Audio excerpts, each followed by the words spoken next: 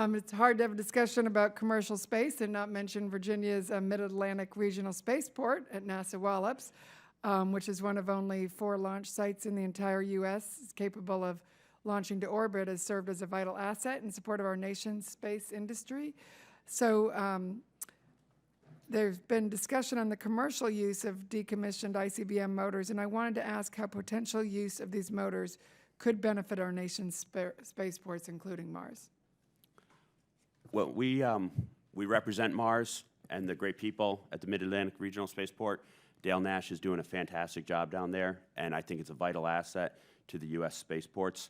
And we are tremendously supportive of what he does. And I also should say, Congressman, tremendously supportive of what you do for McLean Little League and your support. You know, I have 3 children; they're quite involved.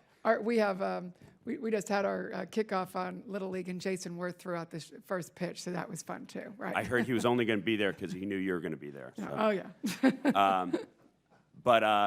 No, the spaceports are vital to the economic growth of our industry. It's a total ecosystem of what we're dealing with.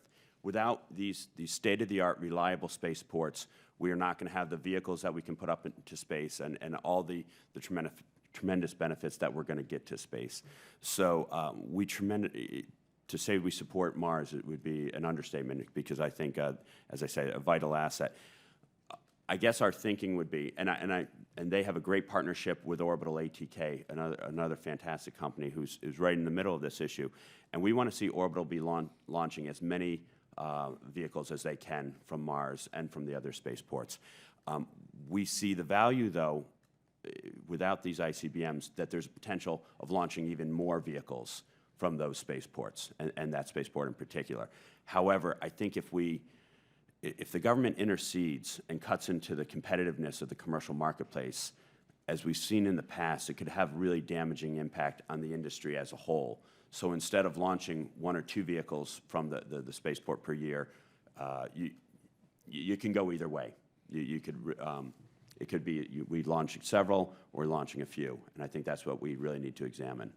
But tremendously supportive of the Virginia Spaceport. Thank you, and thank you, Mr. Chairman. You're welcome. Thank you. I think